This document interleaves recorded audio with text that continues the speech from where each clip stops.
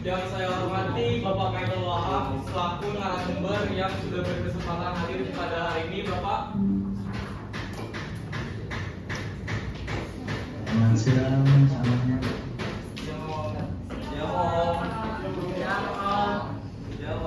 Mungkin Bapak bisa dimulai presentasinya, Pak. Ya, boleh.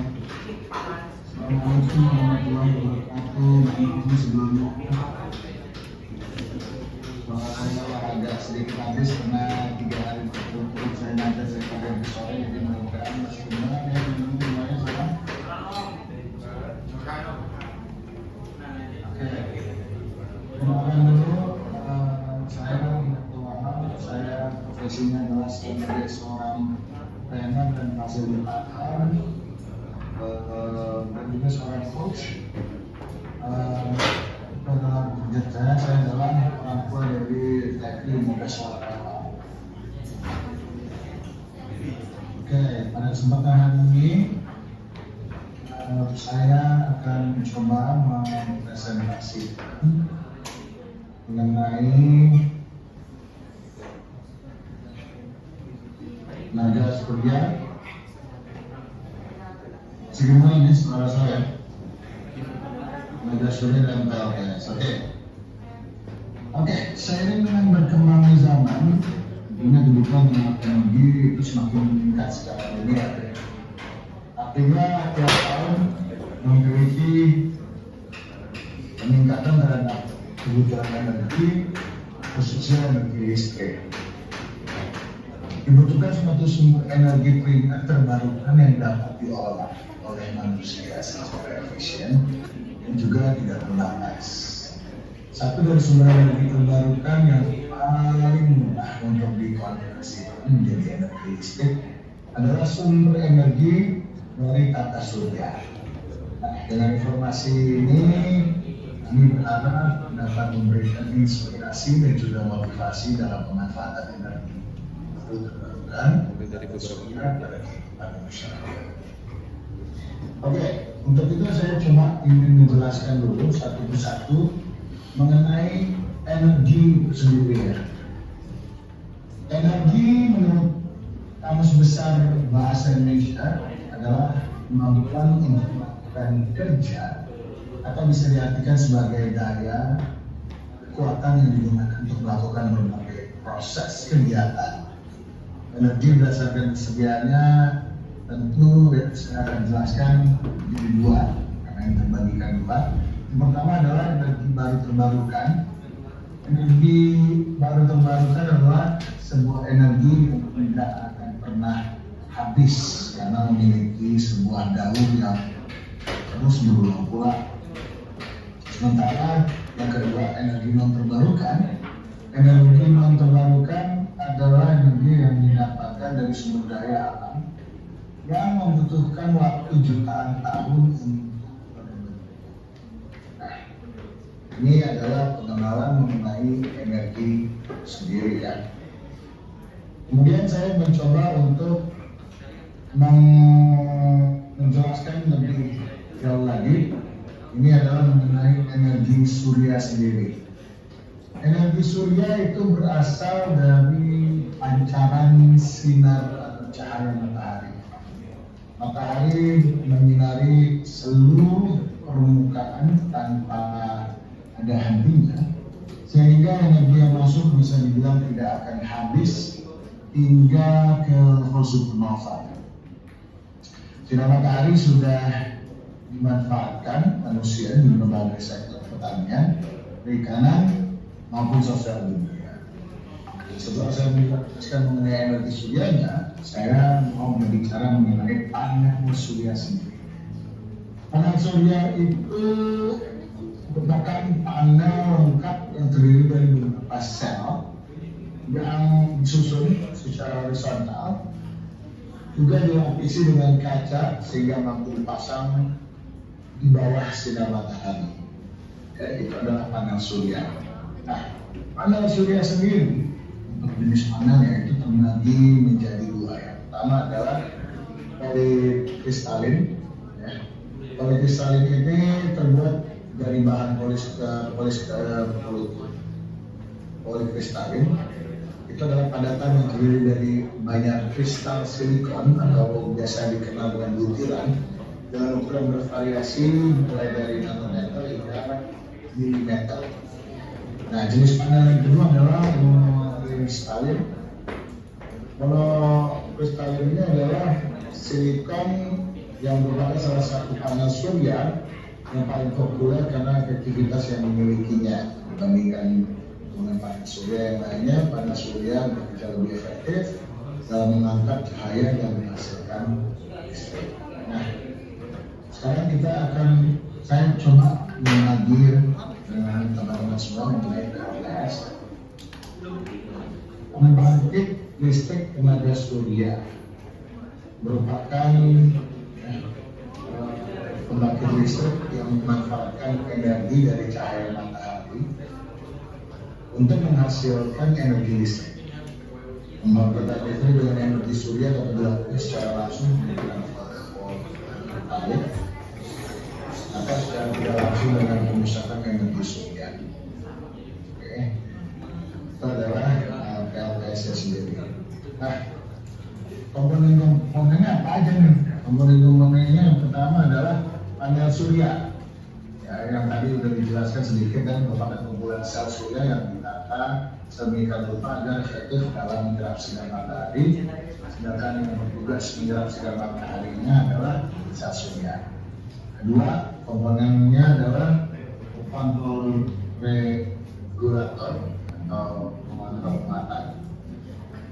Pengontrol muatan pada dasarnya adalah pengatur tegangan atau arus untuk menjaga baterai dari kondisian yang berlebihan. Nah, yang ketiga komponennya adalah aki atau battery, adalah penyimpan energi yang diisi oleh aliran DC dari panel surya. Di samping menyimpan tenaga DC, aki juga berfungsi mengubah energi kimia menjadi aliran listrik. Kemudian komponen yang keempat adalah inverter, untuk mengubah energi listrik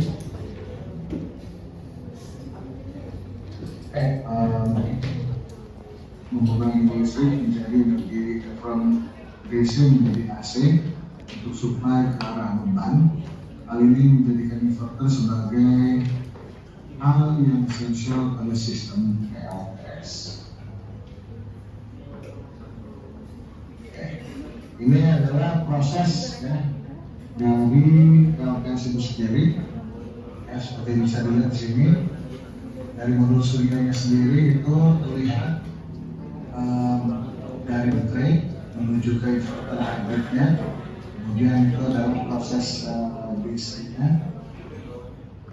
Oke. Kemudian dialirkan ke critical load. Oke. Kemudian ditampung oleh bahan load. Kemudian di situ ya seperti dilihat ada panah-panahnya. Oke. Yang merah adalah arus impor dan yang hijau arus ekspornya. Kemudian ada dari setannya merupakan arus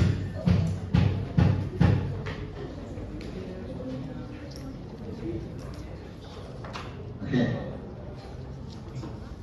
Ini kelebihan, masuk langsung kelebihan tadi. Kelebihan dari surya panel ini sendiri itu ramah lingkungan. Kemudian ini merupakan salah satu energi baru terbarukan. Lalu biaya instalasi yang diketahui semakin turun. Nah, kekurangannya dari ini adalah fluktuasi produksi energinya, itu bergantung pada tingkat sinar matahari. Kalau lagi kebetulan tidak ada sinar matahari, otomatis sinar surya yang tabung di ruangan ini tidak terlalu banyak sehingga tekannya akan naik turun ya.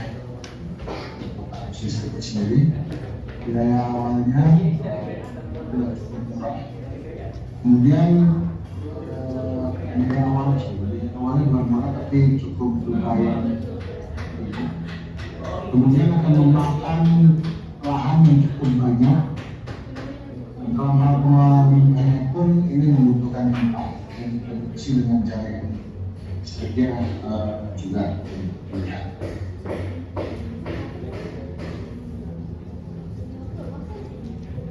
Oke, sekian presentasinya. Terima kasih. Ini ada bertanya.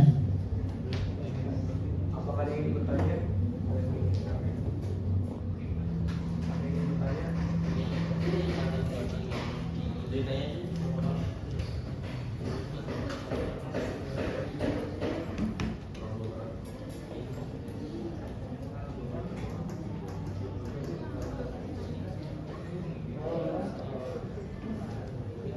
Ada yang ingin bertanya?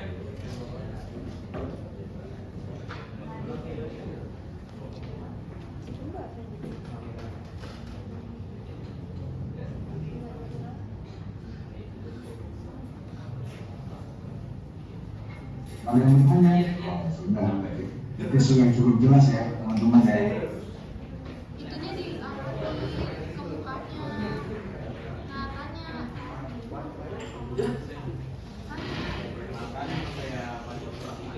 Saya ingin bertanya, apakah panel surya bisa dikembangkan menjadi pemakai tenaga listrik yang besar di Indonesia?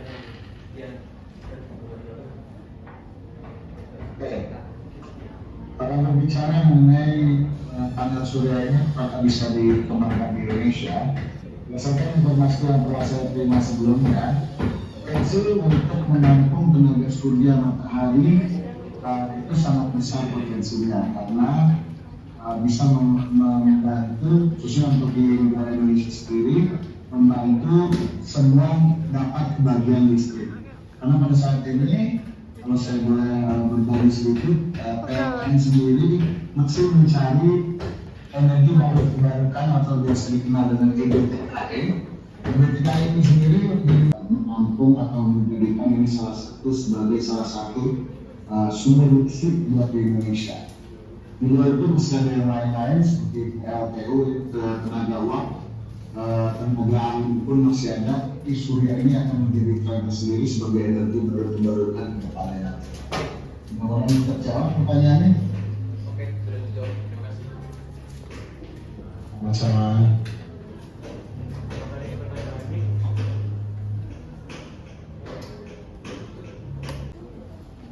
Saya Diramata dari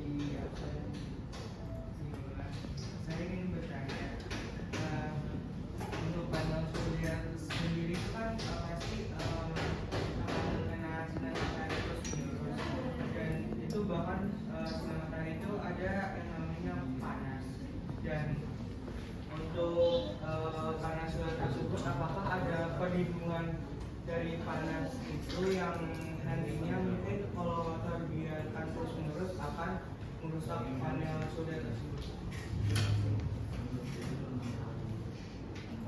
Oke baik, pertanyaan bagus banget ya.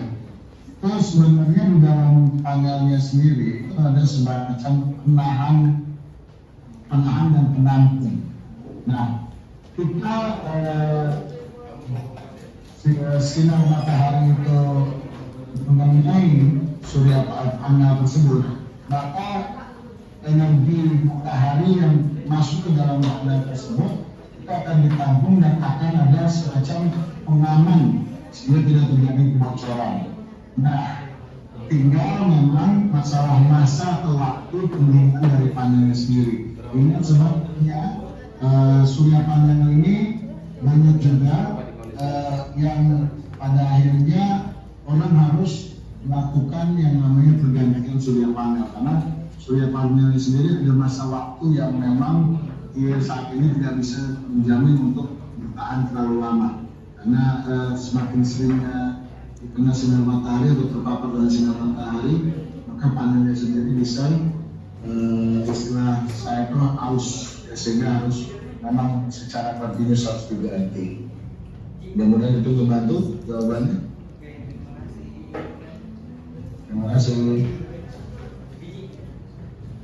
Mungkin cukup untuk sesi Q&A-nya. Saya terima kasih kepada Pak Michael Wahab udah menyempatkan waktunya walaupun udah capek tapi masih bisa menyempatkan waktunya untuk hadir di sini sebagai narasumber. Saya ucapkan terima kasih Pak.